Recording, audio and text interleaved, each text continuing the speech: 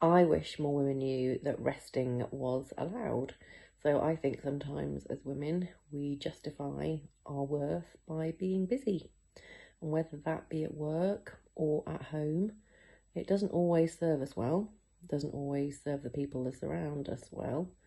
And also sometimes when you sit and have a break and have a think for a bit, that's when the best ideas come. So yeah, we can all have a well-deserved rest. What do I wish more women knew? And for me, that I think that is perfection isn't real.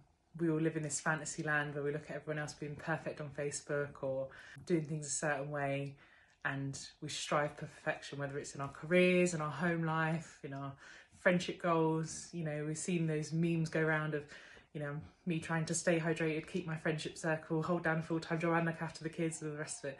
Perfection isn't real. It doesn't matter who portrays that they have it or that they're doing it. They're not. And I think I wish more women knew that, is that, you know, we all strive to be the ultimate at everything all the time. Actually, it's just not real. It's a fantasy. So what's one thing that I wish more women knew? It would definitely be about confidence. And I learned that confidence is actually a physical feeling rather than a belief. And when you're in a situation where you maybe don't feel so confident, is to think about a time that you did feel confident and empowered.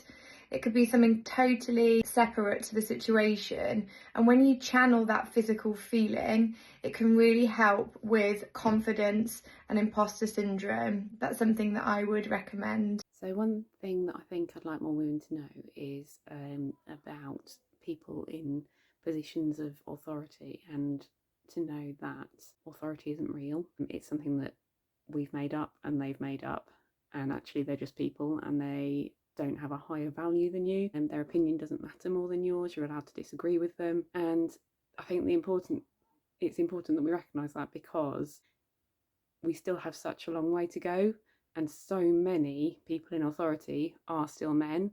And even though I came from a very liberal home with not particularly strong gender roles, but even from starting primary school, the head teacher was a man and the teachers were female, and ultimately the person in charge was a man. And you see that in so many ways throughout your life that you hardly even recognise them, because they're just so insidious with our culture. And it, every time you do, it ingrains in us this belief that men are in charge.